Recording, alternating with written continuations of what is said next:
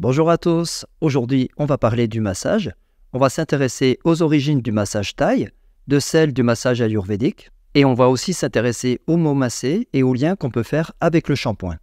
Le massage thaï est constitué de plusieurs couches, plusieurs influences étrangères qui finiront en fusionnant par former le Nuat Phan Thai, le massage thaï inscrit au patrimoine immatériel de l'UNESCO. Comme beaucoup de choses en Thaïlande, on va pouvoir distinguer plusieurs influences. Une couche appartenant aux cultures sud-asiatiques, aux cultures autochtones, une couche provenant des influences indiennes et une autre provenant des cultures chinoises. On va pouvoir ainsi identifier l'héritage du substrat local par différentes pratiques, par la pratique qui consiste à piétiner le dos du patient par exemple. Et on trouve même une pratique plus rare dans le Lana, le nord de la Thaïlande, où le masseur applique une source de chaleur par ses pieds. Dans ces influences locales, on trouve aussi l'usage du petit maillet de bois qu'on appelle le toksen, avec lequel le praticien va tapoter les sens, les canaux énergétiques. Et dans ces influences sud-asiatiques, on va aussi trouver des rituels magiques qui sont aussi bien d'origine siamoise que khmer. La deuxième influence va venir d'Inde, mais par trois sources différentes. On a d'abord une influence bouddhiste, à travers la figure du médecin personnel du Bouddha, qui s'appelle Jivaka Komarabhacha. Les nombreux textes bouddhistes qui parlent de lui se contredisent, mais il est perçu par la plupart des bouddhistes comme le père de la médecine, et les Siamois le considèrent comme le créateur du massage thaï. Vous verrez souvent la statue de ce personnage qu'on appelle Shivago Kamarpaj en Thaïlande, dans les salons de massage, où on lui voue un culte accompagné de prières et de mantras.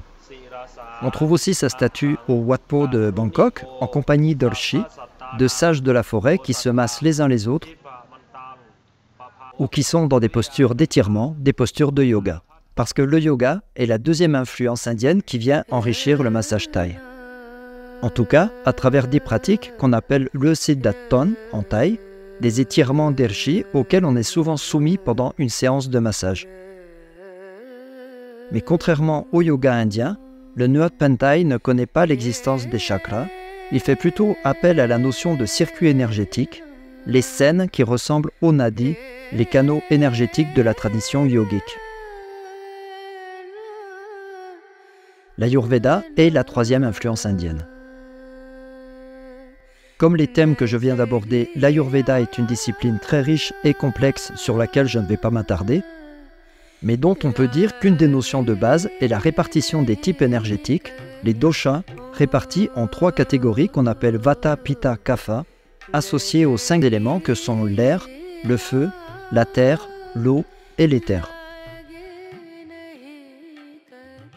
La troisième couche, elle, va être chinoise, à travers l'introduction assez récente des principes de sa médecine traditionnelle.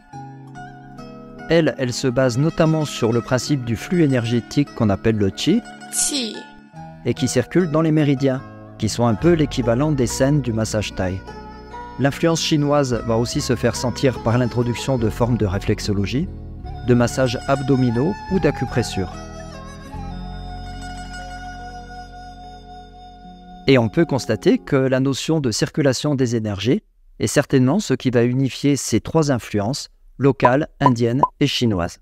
Bref, tout ça pour dire que le massage thaï est un composé de plusieurs influences, que malgré ses airs de tradition millénaire, il est lui aussi soumis au changement et que sa pratique a été fortement altérée et pervertie par l'arrivée du capitalisme et du tourisme de masse.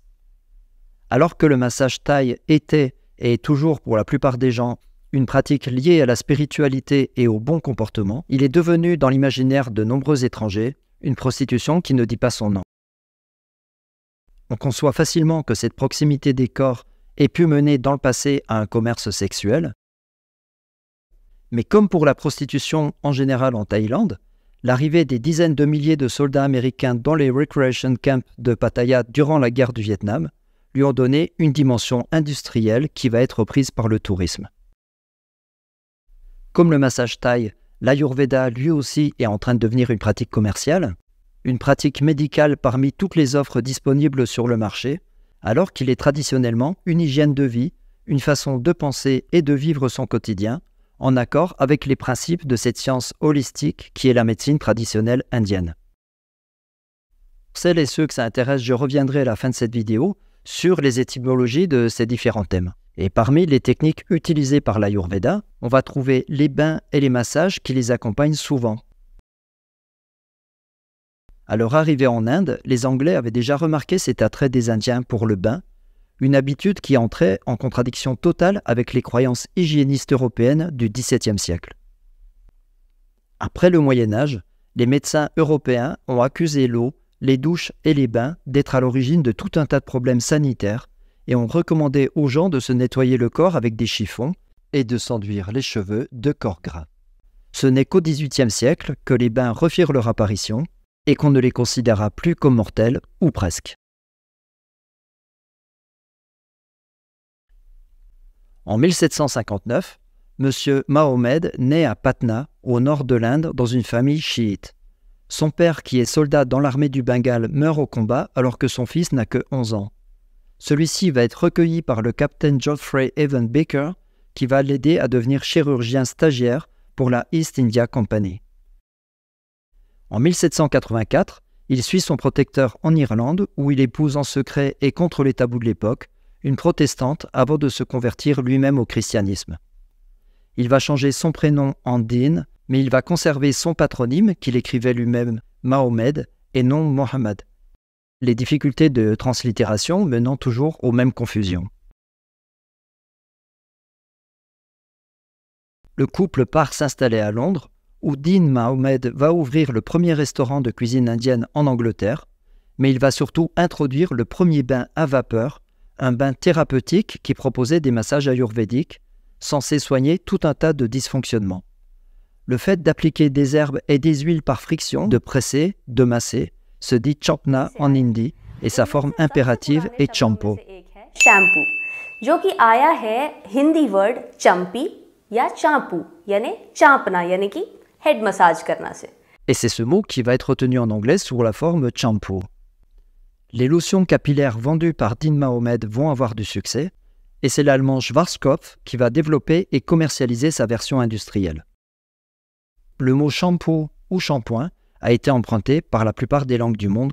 Shampoo, sabouan, shampoo, shampoing, sampo, shampoo, shampoo, shampoo, shampoo, shampoo, shampoing, shampoo. Le mot shampoo est même revenu en hindi et en ourdou moderne, où il signifie shampoing, alors que le verbe champna signifie plus pincer que masser. Mais on reste assez incertain sur l'origine même du mot masser. On a proposé le grec masa à travers le portugais amassar qui signifie pétrir ou presser, mais le lexicographe du XIXe siècle, Antoine Paulin Pillan, a été le premier à proposer une origine arabe à ce mot. Et cette hypothèse est celle qui est généralement retenue par les linguistes. Le mot masser viendrait ainsi de l'arabe massa, qui signifie toucher, palper, un mot qui est prononcé mess en arabe maghrébin et qui signifie alors toucher mais aussi sentir. Alors si je résume, le massage thaï a des origines sud-asiatiques, indiennes et chinoises. Le mot shampoing est d'origine indienne apporté par un immigrant musulman converti au christianisme. Et le mot massage est d'origine arabe, ce qui nous fait un mélange oriental intéressant.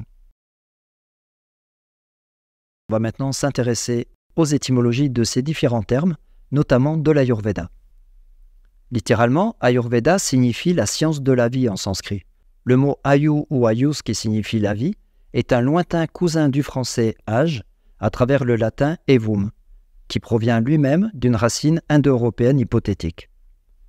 Le sanskrit ou le pali Ayu a été emprunté par le thaï Ayu qu'on entend souvent dans la phrase « Quel âge as-tu » La deuxième partie du mot Ayurveda, le mot Veda signifie savoir connaissance.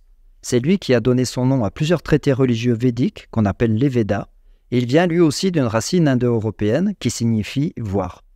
C'est elle qui a donné le latin vidéo par exemple, ou le thaï wat, qui dans un sens archaïque signifiait savoir, mais qui aujourd'hui est plutôt synonyme de magie, et notamment de formules magiques comme dans la phrase Wet Moon.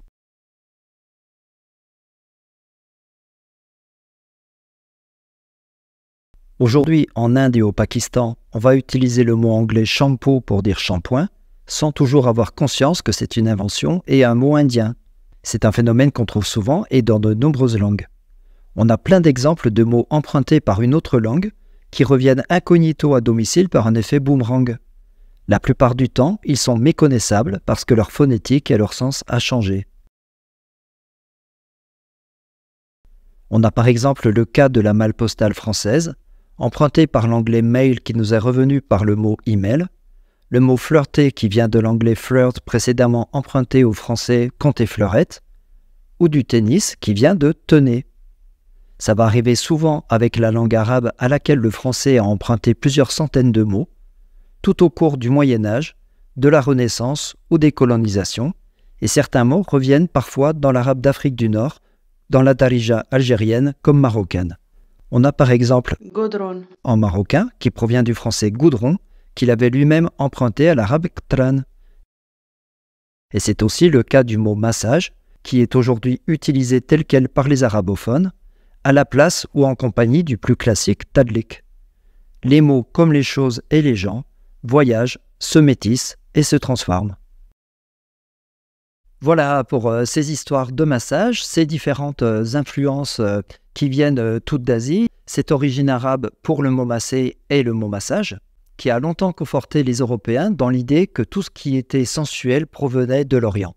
Voilà, merci d'avoir suivi cette vidéo. Je vous invite à vous abonner à ma chaîne si ce n'est pas encore fait, à partager cette vidéo, à la liker, à la commenter. Et on se retrouve très bientôt pour un tout autre sujet, un sujet dans lequel je parlerai de la coriandre, de son histoire notamment en Espagne, en Europe, mais aussi en Asie. À bientôt, bye bye.